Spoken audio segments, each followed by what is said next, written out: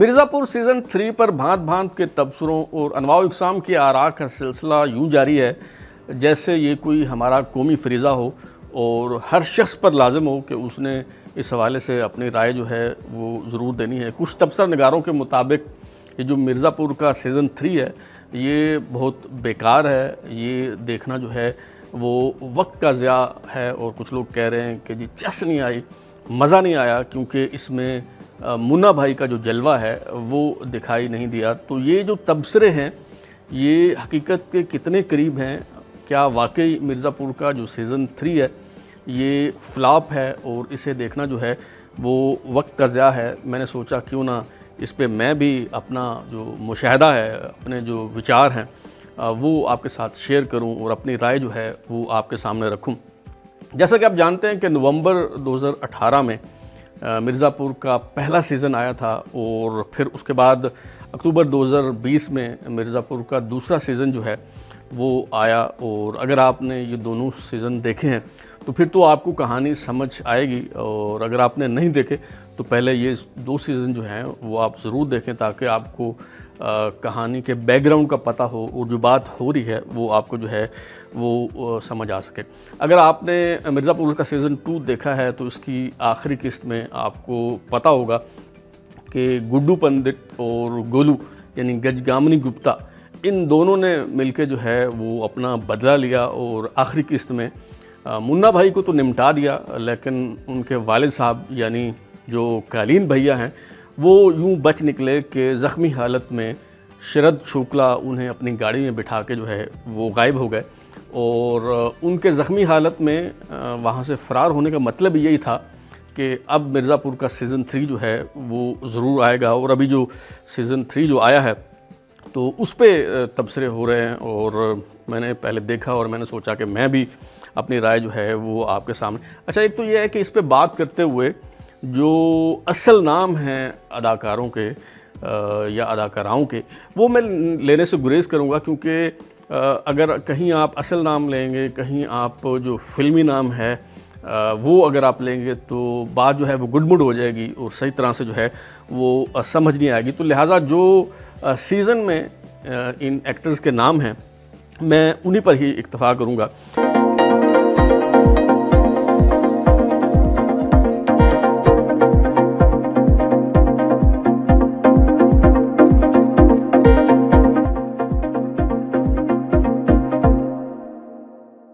तो जनाब 4 साल के इंतज़ार के बाद जो है ये मिर्ज़ापुर सीज़न 3 जो है वो आया है। अभी ये ग़ालिबन मेरे ख़्याल है 5 जुलाई 2024 को जो है वो रिलीज़ हुआ है। और आपको याद होगा कि आखिरी किस्त में एक और जो अजीब व गरीब मामला हुआ था वो ये हुआ था कि बिहार का जो त्यागी ख़ानदान है यानी दद्दा त्यागी का जो ख़ानदान है उसमें गोलू यानी गजगामिनी गुप्ता को लेके फटा हो गया था और इस पे पिस्टल निकल आए थे और छोटे त्यागी ने और बड़े त्यागी ने एक दूसरे पे पिस्तौल तान लिए। और इस मतभेड़ में न सिर्फ ये कि जो इन दोनों के मामा जी थे वो निमट गए बल्कि गोली चल गई। और इस गोली चलने के नतीजे में जो है जब ये सीज़न शुरू होता है तो पता ये चलता है कि जी जो छोटे त्यागी हैं वो मर गए और जो बड़े त्यागी हैं वो जो है वो ज़िंदा बच निकले। लेकिन जो ही कहानी आगे बढ़ती है और पता चलता है, अचानक कहानी में एक नया ट्विस्ट आता है। और वो ट्विस्ट ये आता है जब ये इंकशाफ होता है कि असल में जो बड़े त्यागी हैं वो मरमरा गए और जो छोटे त्यागी हैं वो ना सिर्फ ज़िंदा हैं बल्कि वो अपने घर में बड़े त्यागी बन के जो है वो जी रहे हैं। और इसका इंकशाफ तब होता है जब ये जो त्यागी हैं ये गोलू यानी गजगामिनी गुप्ता को बहला फुसला के वहाँ बुलवाते हैं और इसे जो है वो कैद कर लेते हैं। तो चूँकि वो गोलू का और छोटे त्यागी का आपस में कुछ चक्कर पिछले सीज़न में आपने देखा होगा चला था, तो उन दोनों का आपस में कोई कनेक्शन था। तो इस वजह से उसे ज़रा भी देर नहीं लगती और वो फ़ौरन पहचान लेती है कि ये जो उसके पास मौजूद है ये भरत नहीं है बल्कि ये शत्रुघ्न है। भरत जो है वो बड़ा त्यागी था और शत्रुघ्न जो है वो छोटा त्यागी था। तो उसे ये पहचानने में ज़रा देर नहीं लगती कि ये जो है ये छोटा त्यागी है, बड़ा त्यागी नहीं है। लेकिन सवाल यहाँ ये पैदा होता है कि अगर गोलू गजगामिनी गुप्ता जो है वो पहचान लेती है और उसे पता चल जाता है कि ये जो है ये छोटा त्यागी है, तो उसकी फैमिली कैसे नहीं पहचान सक पाती उसे। माना कि वो दोनों जुड़वां थे, दोनों की शक्ल व सूरत बिल्कुल एक जैसा थी, और हमने माशरे में देखा है कि जो जुड़वां भाई या जुड़वां बहनें होती हैं, लोग अक्सर धोखा खा जाते हैं। लेकिन ये कैसे हो सकता है कि अपनी फैमिली ही धोखा खा जाए? वो माँ बाप जिन्होंने पाला है, पोसा है, जिस घर में उसने आंख खोली है, ये कैसे हो सकता है कि उन्हें पता ना चले? और फिर ख़ास तौर पे आपकी शरीके हयात, आपकी बीवी जो है, ये कैसे हो सकता है कि उसे मालूम ना हो कि जिसके साथ वो सो रही है, आया वो उसका शोहर है या वो उसके शोहर का छोटा भाई है। तो इस कहानी में कुछ ऐसा ही दिखाया गया है कि जी वो जो सिलोनी है, जो असल में भरत की बीवी होती है, बड़े त्यागी की, उसे पता ही नहीं चलता कि छोटा त्यागी बड़ा त्यागी बन के उसके साथ जो है वो सो रहा है। और इस दौरान उनके दरमियान जो है वो बहुत कुछ होता है। वो जब आप सीज़न देखेंगे तो आपको जो है वो समझ आएगी। वो उसके साथ सोने से गुरेज करता है वगैरह वगैरह, फिर उनका इंटीमेट रिलेशनशिप जो है वो कैसे होता है। तो इस सारे प्रोसेस के दौरान भी ये कैसे हो सकता है कि सिलोनी को पता ना चले कि उसके साथ जो सोने वाला शख्स है वो उसका शोहर नहीं है बल्कि उसका देवर है। और जो उसका बाप है दद्दा त्यागी, उसे भी नहीं पता कि उसका छोटा बेटा जो है वो ज़िंदा है और बड़ा बेटा मर गया है। हाँ, सिर्फ जो माँ है उसके बारे में ये दिखाया गया है कि उसे ज़रूर पता होता है, क्योंकि एक मौका पे जब वो परेशान होता है शत्रुघ्न छोटा त्यागी, और उसकी माँ उससे पूछती है, तो वो कहता है क्या अगर मैं आपको बता दूं कि ये कहूं कि आपका जो बड़ा बेटा है वो मर गया है और जो आपके सामने है वो छोटा बेटा है, तो क्या आप इस हकीकत को तस्लीम कर लेंगी? तो वो उसकी माँ बड़े जज्बाती अंदाज में कहती है कि मुझे तो बस ये पता है कि अब मेरा एक बेटा है, एक बेटा मेरा मर गया है और एक बेटा ज़िंदा है, और इससे क्या फ़र्क पड़ता है कि जो ज़िंदा है वो छोटा है या बड़ा है। लेकिन ख़ास बात यह है कि जब गोलू यानी गजगामिनी गुप्ता जो है वो वहाँ से फ़रार होने में कामयाब हो जाती है, गोली चल जाती है वहाँ पे, और उस वक़्त सिलोनी ज़ख्मी हो जाती है, तो जिस तरह से वो छोटे त्यागी यानी शत्रुघ्न जो है वो सिलोनी को यानी अपनी भाभी को ऐसे हाथों में उठा के वहाँ से ले जा रहा होता है, उससे कम से कम ये अंदाज़ा होता है कि जब अगला सीज़न आएगा तो उसमें ये दोनों अपने परिवार को बचाने के लिए हंसी खुशी शायद रहने लगें और इस हकीकत को कबूल कर लें कि अब वो जो छोटा त्यागी है वही उसका शोहर है। और क्योंकि अगर वो इस हकीकत को उसको झुठलाते हैं तो उसके नतीजे में पूरा जो त्यागी परिवार है वो जो है वो टूट जाएगा। अच्छा, उसके बाद ये जो पूरा जो सीज़न है इसमें भी, और जो पिछला सीज़न था मिर्ज़ापुर सीज़न 2, उसमें भी जो गोलू का किरदार है यानी गजगामिनी गुप्ता का, वो अपनी तरफ से तो उसे दिखाया गया है कि वो बाहुबली है। वो पिछले सीज़न में भी उसने जो है वो बड़े कारनामे सर अंजाम दिए और मिर्ज़ापुर सीज़न 3 में भी, लेकिन मुझे कम से कम उसका जो करैक्टर है वो मुतासर नहीं कर सका। और मुझे तो यूँ लगा है कि जैसे गजगामिनी गुप्ता जो हैं यानी गोलू, वो इस करैक्टर में जो है वो मिसफिट हैं और वो शायद देखने वालों को उस तरह से जो है वो मुतासर नहीं कर सकी। अलबत्ता ये जो सीज़न 3 है इसकी जो जान है वो गुड्डू पंडित का जो है वो करैक्टर है, जिसने बहुत कमाल की अदाकारी की है। अगरचे उसे मनफी किरदार के रूप में जो है वो दिखाया गया है, एक राक्षस के तौर पे जो है वो पेश किया गया है, जो जब गुस्से में आता है, जज्बात में आता है तो कुछ नहीं देखता। मिसाल के तौर पे एक मौका पे जब वो अपने बहनोई यानी डिम्पी के शोहर रॉबिन से गुफ्तगू कर रहा होता है तो वो इतने गुस्से में आ जाता है कि अपनी जो उंगलियां हैं उसकी जब उसकी आंखों पे रखता है तो इतना ज़ोर से वो दबाता है कि उसकी आंखें फूट जाती हैं और उसकी वहीं पे वफ़ात हो जाती है, वो फोत हो जाता है, मर जाता है। तो इस मौके पे मुझे लगता है कि जैसे राइटर जो है वो गेम्स ऑफ थ्रोन्स से मुतासर है, क्योंकि वहाँ भी अगर आपने नोट किया हो कि जब लड़ाई होती है तो उसमें इसी तरह से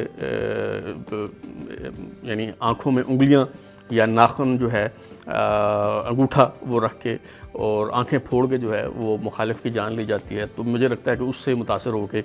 शायद ये जो सिचुएशन है ये राइटर ने इसमें जो है वो डाली है। हाँ, अलबत्ता पिछले सीज़न में कुछ बड़े ही मज़ेदार किस्म के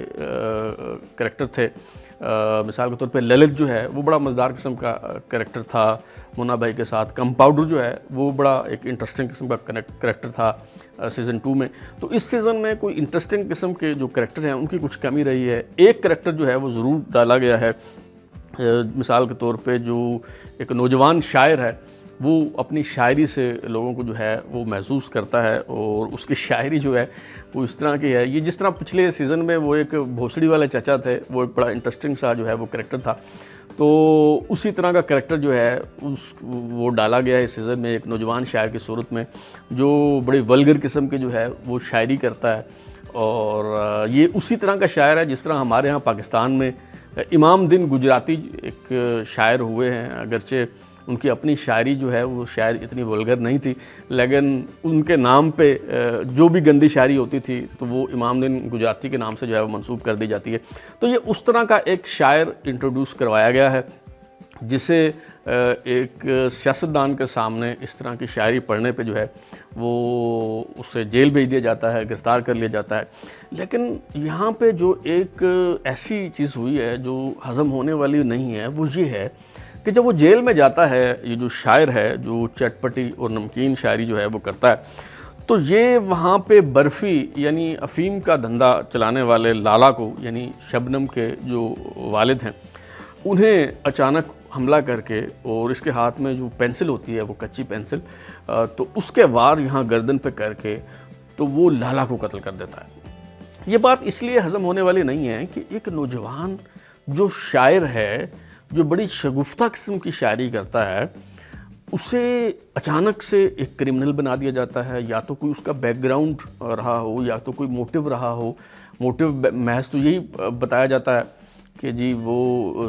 उसकी ये सोच रही कि इसके बदले मुझे पैसे मिलेंगे और चले मैं कैद में हूँ लेकिन मेरी फैमिली जो है उसके हालात जो है वो बेहतर हो जाएंगे। लेकिन क्या इसी वजह से कोई शख्स किराए का कातिल बन सकता है और इतने बड़े एक जराइम पेशा शख्स को यानी लाला को जो है कोई कत्ल करने की हिम्मत कर सकता है? ये बात मैं समझता हूँ कि कुछ अजीब से लगी मुझे, और शायद स्क्रिप्ट राइटर ने कहानी को एक नया रुख देना हो, और वो नया रुख जो है वो क्या देना है वो आगे चल के जो है मैं बात करता हूँ। अब बात करते हैं एक और करैक्टर की जो मेरे ख्याल में बहुत ही अहम करैक्टर है, और वो है बीना त्रिपाठी का, जो कि कालीन भैया की बेगम है और जिन्हें बिछने का बड़ा शौक़ है। मुन्ना भाई जो है अपनी वालदा के बारे में बड़ा शाहकार जुमला उन्होंने कहा था मिर्ज़ापुर के सीज़न 2 में। तो बीना त्रिपाठी जो है वो मेले की ऐसी मिठाई है समझें कि जो हर एक के हिस्से में आती है। कालीन भैया तो शायद ये मिठाई नहीं खा पाते, लेकिन उनके वालिद, उनके फ़र्जंदे अर्जुमंद यानी मुन्ना, और अगर बच जाए तो घर का नौकर राजू भी जो है वो भी मज़े उड़ाता है। तो ये जो मेले की मिठाई है ये मिर्ज़ापुर सीज़न 3 में आई है गुड्डू पंडित के हिस्से में, लेकिन गुड्डू पंडित ने कम से कम इस मामले में अक्लमंदी का मुजाहरा किया और ये मिठाई जो है इसे चखने की गुड्डू पंडित ने जो है वो गलती नहीं की। और एक मौका पे वो जो बीना त्रिपाठी है वो मुलाजमा को कहती है कि वो सफ़ेद सफ़ूफ की जो पुड़िया है वो ला के दो गुड्डू पंडित के लिए। तो वो मुलाजमा कहती है कि वो तो मुन्ना भाई के लिए रखा करती थी ना, आप मुन्ने को दिया करती थी। तो वो बड़ा एक तारीखी जुमला कहती है कि वो कहती है कि सब ही मुन्ने होते हैं। तो ये सफ़ूफ जो है इस यानी आइस जो है वो गुड्डू पंडित को भी वो आइस पे जो है वो लगा लेती हैं। और बीना त्रिपाठी का बच्चा जिसे लल्ला कहा जाता है, तो उसके हवाले से एक दिलचस्प बात यह है कि लल्ला रो रहा होता है, चुप नहीं हो रहा होता। और वो मुलाजमा जो है वो कहती है कि आप टीवी पे कोई एनिमल प्लानट जो है वो लगाएं, कोई जानवरों का जो चैनल है वो आप इस पे लगाएं और वो आप इसे दिखाएं तो ये बच्चा चुप हो जाएगा। और जो ही वो टीवी ऑन किया जाता है और उस पे बताया जाता है कि शेर कैसे शिकार करता है, जानवरों की ज़िंदगी कैसे गुजरती है, तो वो बच्चा जो है वो फ़ौरन चुप कर जाता है। इसका एक पस मंज़र है, और पस मंज़र ये है कि जो कालीन भैया के वालिद साहब थे, अब्बा जी, वो बड़े शौक़ से टीवी पे जो है ये एनिमल प्लैनेट देखा करते थे। और ये इसका मतलब ये है कि वो जो लल्ला है वो कालीन भैया का बेटा नहीं है, बल्कि उनके वालिद साहब की जो है वो वारदात है। ये दरअसल बताने की कोशिश की गई है कि ये अखंडा का बच्चा नहीं है, बल्कि उसके बाप का है। अच्छा, अब आते हैं एक और बड़े ही दिलचस्प कैरेक्टर की तरफ, और वो है बबलू पंडित, गुड्डू पंडित, डिम्पी के जो बाप हैं, जिनका नाम है रमाकांत पंडित, और वो पेशे के एतबार से वकील हैं। पूरी ज़िंदगी उन्होंने असूलों के तहत गुजारी, और कभी किसी असूल पे उन्होंने जो है वो समझौता नहीं किया। असूलों की पासदारी हमेशा से जो है वो करते रहे, और हत्ता के अपने बेटे गुड्डू पंडित को भी उन्होंने गिरफ़्तार करवा दिया। लेकिन जब उन्हें पता चलता है कि एसपी मौर्य जो है वो उनके बेटे को जेल ले जाने के बजाय उसका इनकाउंटर करने लगा है, तो मजबूरन गोली चलाना पड़ती है। पिछले सीज़न में आप देख चुके हैं, और एसपी मौर्य को वो कत्ल कर देते हैं, जेल चले जाते हैं। तो इस सीज़न में उनके ख़िलाफ़ ट्रायल का आगाज़ होता है। शुरू में तो वो डटे रहते हैं कि जी मैंने अपना मुकदमा नहीं लड़ना, मैंने अपने दिफा में कुछ नहीं कहना, मुझे सज़ा होनी चाहिए, मुझे गलती हुई है, वगैरह वगैरह। लेकिन जब वो जेल जाते हैं तो आपको पता है कि जेल तो एक एकेडमी की तरह होती है, बल्कि एक क्रिमिनल्स के लिए यूनिवर्सिटी की हैसियत रखती है। तो रमाकांत पंडित जो है वो जब जेल जाते हैं तो उनके सारे विचार ही बदल जाते हैं,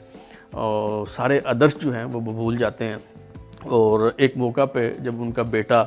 गुड्डू पंडित उनके पास जाता है मशवरा करने के लिए, वो दिल का हाल बांटने के लिए, तो वही गुड्डू पंडित जिसकी वो बात नहीं सुनते कभी, तो रमाकांत पंडित कहते हैं अपने बेटे गुड्डू पंडित को कि बेटा मैंने तो जेल में आके सिर्फ एक ही बात सीखी है,